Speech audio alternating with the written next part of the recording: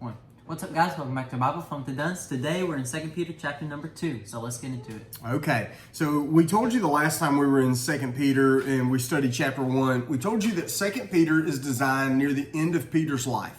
So he understands that he's got very few days left, and before he leaves, he's got to transfer some information.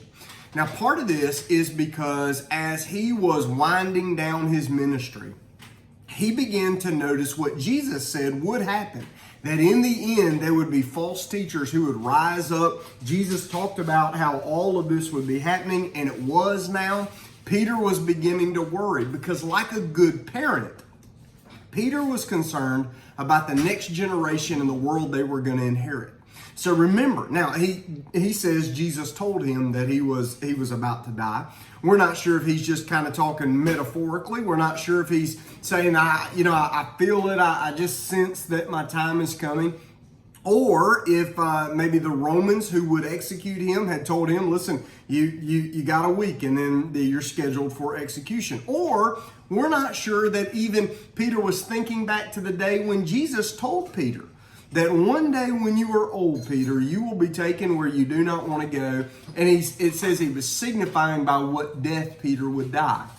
So with all of this going on in the background, Peter is thinking about who is teaching these new believers. And here's the simple lesson he's coming down to.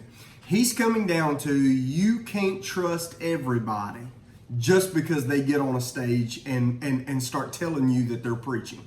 You can't trust every teacher. You can't trust. And listen, how we figure this out, and this is good. We just read the book of Deuteronomy. How does the book of Deuteronomy tell us whether or not we know if we can trust a teacher? Well, in Deuteronomy, he says we know we can trust prophets because what they say comes true. In the New Testament, we know that we can trust teachers and preachers because what they say is not based on them, it's based on what's true. So, does it line up with God's Word? Does it come back to God's Word? Is it based and from and fruitful from God's Word? Everything in this comes back on God's Word. You say, well, why does God allow this? Why does God put up with this in the first place? Well, this is where Peter picks up. He says that God is very serious about who teaches in His name, especially who teaches falsely in His name. And he gives 3 examples as to what is kind of going on. First of all, he uses his judgment against the fallen angels. So if you went all the way back to Genesis chapter number 6, you'll find that there was a group of angels that God was angry with. You'll find that there are a group of angels who followed the devil in kind of a civil war and rebellion against God. And what it says is that God took these angels and he didn't let them be angels anymore. Matter of fact, angels that rebelled against God, you know what we call those now? We don't call them angels. We call them demons. Exactly right. So God has a plan. Matter of fact, God prepared hell not for people. Now, people who reject Jesus will go to hell, but hell was originally created as a place of punishment for the devil and demons.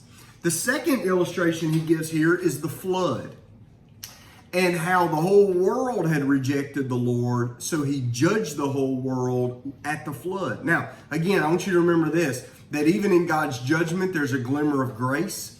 Because even though the whole world was destroyed, God did save 8 people. Noah, Mrs. Noah, their 3 children, and their 3 wives. So listen, even in that, there was grace. The last one was Sodom and Gomorrah. That even in Sodom and Gomorrah, when God rained down fire and brimstone, he saved Lot and Lot's daughters. What's interesting about that is how he describes Lot. Now, when I read the story in Genesis, I'm to come away and I'm wondering, was Lot really a good dude or was he compromising? He was sitting in a place of authority. So is he condoning sin? Well, Peter says that he wasn't. Matter of fact, Peter says that whenever Lot, he calls him righteous Lot. He says he was oppressed by the filthy conduct of the wicked. And that righteous man dwelt among them. He tormented his righteous soul from day to day by seeing and hearing their lawless deeds. And so what this means, that when it says he was tormented, it means that the sin that he saw in the world weighed him down. And so when we begin to look at this, we begin to see that what Lot dealt with, he lived in a very sinful world. And the more and more sin that he saw, the more the toll it took. It disturbed him. I'm going to tell you, when we look at the world around us, it ought to disturb us. But I'm going to tell you what scares me is sometimes we get so used to seeing sin that it doesn't bother us like it used to. And that indicates we're getting used to it. And so all of this then comes back to, if you watch somebody long enough, they're always going to show you who they really are. This is where Jack's takeaway comes from. Okay. So my takeaway comes from the very end, where it uses the metaphor about the dog returning to its vomit. So I'm going to just read that real quick. It says, verse 21, that's where it starts. For it would have been better for them to not have known the way of the righteousness than, after knowing it, to turn back from the holy command delivered to them. It has happened to them according to the true proverb: a dog returns to his vomit, a washed sow returns to wallowing to the mud. So, really, after this, so basically what this is symbolizing, I guess. So after we learn right from wrong, we're no longer innocent because we know what is right and what is wrong. And if we continue to make the wrong choices, then we're guilty for that because we know that we shouldn't. So it's talking about how a dirty pig that was just washed goes back to the mud, but it was just washed, and it goes back to this mud, which is its sinful life.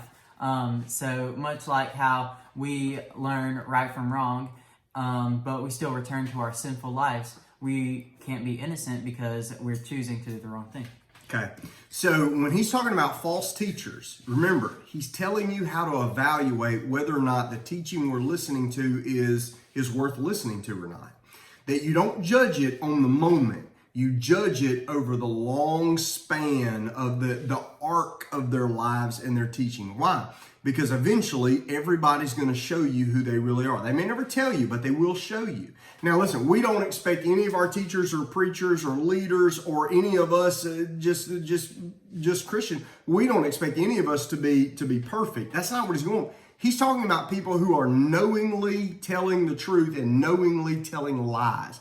He says here that their lies are based on their own lusts and materialism. By the way, this is where a lot of cults kind of come in. It's a lot of it's based on materialism and lust and just taking good things that sound right, but twisting them for personal gain. And I just can't help but think when Peter talks about a dog returning to its own vomit and a pig returning to the mud and people showing you who they really are, here's what I think about. I think about, no, not Orville. He's terrible. But I think about something worse. I think, did Peter, in his old age, did he toss and turn at night wondering, should he seen the red flags in Judas earlier? Like, is Peter writing this, and in the back of his mind, is he so passionate about it because he himself had a friend who he worked with and did ministry with, who ended up betraying Jesus for money? And did he go, listen, I missed it? He said, did that wake Peter up to go, you can't just trust everybody by what they say. You got to watch them. I'm just telling you this, when we watch this world is built to deceive us because the deceiver runs a lot of it. And so we have to base what we're looking at on truth. Does it line up with truth, come from truth, spring from truth, always come back to truth? Or is it just feel-good stuff? Listen, we need to be people of truth. All right? So we'll see you tomorrow in 2 Peter chapter number 3. See you then. Bye. Bye.